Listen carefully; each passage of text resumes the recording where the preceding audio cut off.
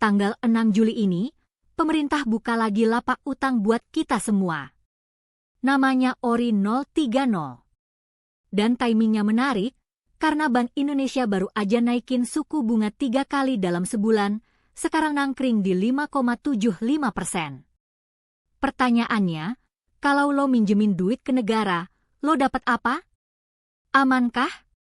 Dan kenapa banyak orang bilang ini naik kelasnya orang yang biasa nabung di deposito?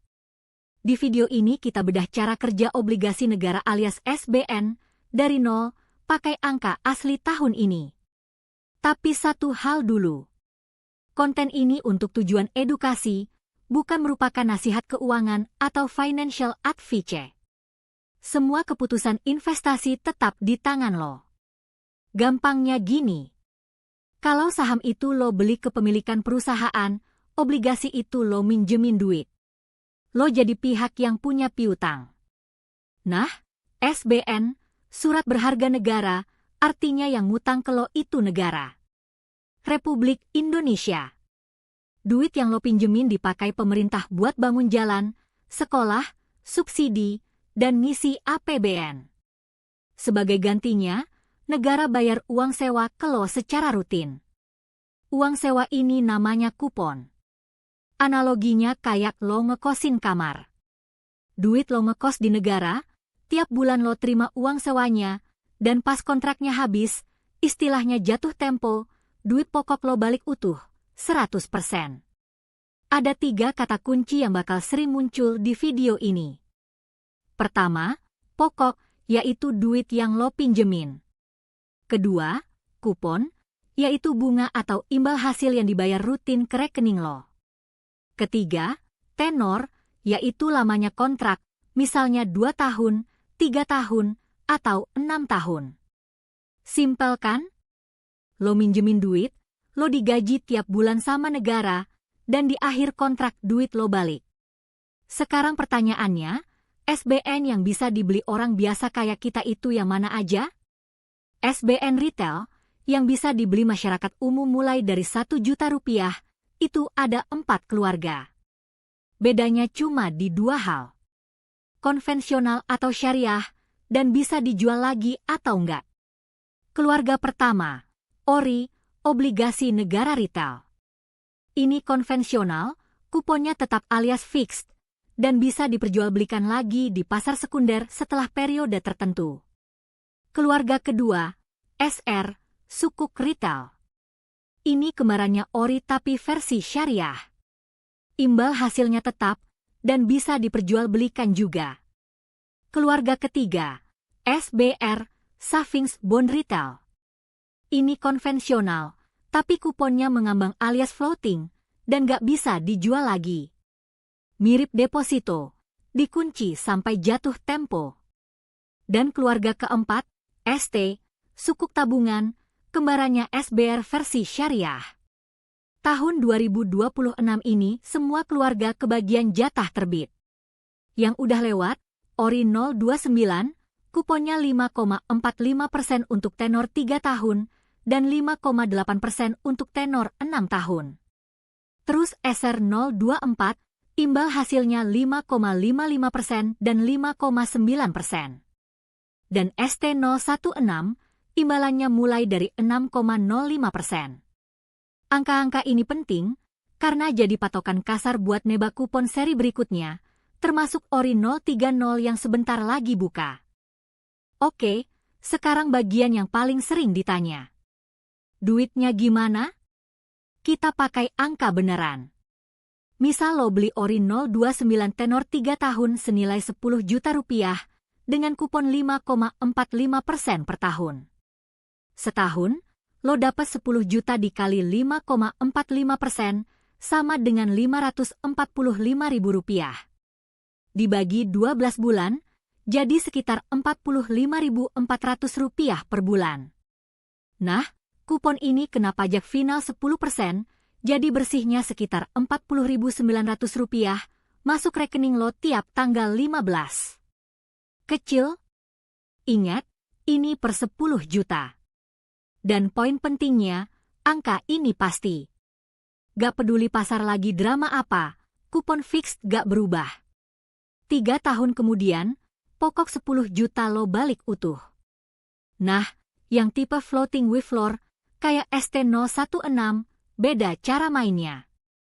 Kuponnya ngikutin buy rate, disesuaikan tiap 3 bulan, tapi ada lantainya, batas bawah yang gak bisa ditembus. ST016 tenor 2 tahun, floornya 6,05%. Itu asalnya dari buy rate waktu itu, ditambah spread 1,3%. Sekarang buy rate udah naik ke 5,75%. Artinya apa? Kalau buy rate bertahan di level ini sampai penyesuaian berikutnya di 11 Agustus, imbalan ST016 bisa ikut naik jadi sekitar 7,05%. Tapi ingat, ini ilustrasi mekanisme ya, bukan janji. Angka resminya tetap nunggu penetapan pemerintah. Jadi logikanya gini.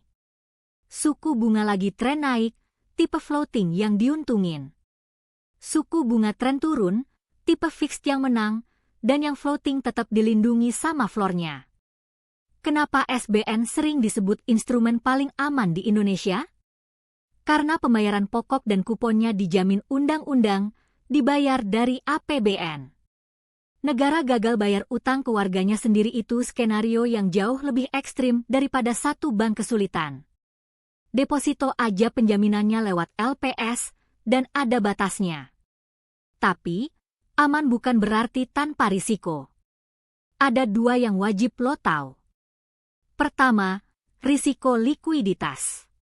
SBR dan ST gak bisa dijual sebelum jatuh tempo. Ada sih fasilitas early redemption buat nyairin sebagian dana di jendela waktu tertentu, tapi terbatas dan ada syaratnya. Jadi, jangan taruh dana darurat lo di sini. Kedua, risiko harga pasar. ORI dan SR memang bisa dijual sebelum jatuh tempo, tapi harganya ngikutin pasar. Kalau suku bunga naik, harga obligasi lama cenderung turun. Lo bisa rugi kalau maksa jual di saat yang salah. Tapi kalau dipegang sampai jatuh tempo, pokok lo balik 100%. Dan satu lagi yang sering kelewat. Pajak. Kupon SBN kena pajak final cuma 10%. Bandingin sama bunga deposito yang kena 20%. Selisih 10% itu, buat dana ratusan juta, bukan angka kecil. Terus belinya gimana? Gampang, dan full online. Lewat mitra distribusi resmi, bisa bank, sekuritas, atau aplikasi fintech yang terdaftar. Lo tinggal daftar SID, Single Investor Identification, pesan pas masa penawaran buka, bayar, selesai.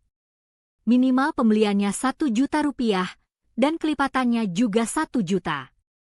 Sekarang catat kalender sisa tahun 2026.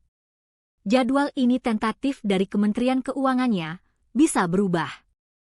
Yang paling dekat, ORI 030, dibuka 6-30 Juli. Kuponnya diumumkan menjelang pembukaan, jadi cek langsung di situs resmi DJPPR Kemenku atau di mitra distribusi. Setelah itu ada SR 025 di 21 Agustus sampai 11 September, SBR 015 di 28 September sampai 22 Oktober, dan penutup tahun, ST017 di 6 November sampai 2 Desember. Jadi kalau lo kelewatan satu seri, tenang, masih ada kesempatan berikutnya. Jadi, obligasi SBN itu intinya gini. Lo minjemin duit ke negara, dibayar kupon rutin tiap bulan, pokok balik utuh pas jatuh tempo, dijamin undang-undang, dan pajaknya lebih ringan daripada deposito. Ini bukan instrumen buat kaya cepat. Ini instrumen buat duit lo kerja pelan, tapi pasti. Cocok buat yang mau naik kelas dari sekadar nabung, tanpa harus begadang mantengin chart. Dan sekali lagi, ini konten edukasi, bukan ajakan beli produk tertentu. Selalu riset sendiri sebelum investasi, sesuaikan sama profil risiko lo. Kalau video ini bikin lo lebih ngerti soal SBN, bantu channel ini dengan like dan subscribe, biar makin banyak orang Indonesia yang melek finansial. Tulis juga di komentar, lo tim kupon fixed atau tim floating? Sampai ketemu di video Move on Finance berikutnya.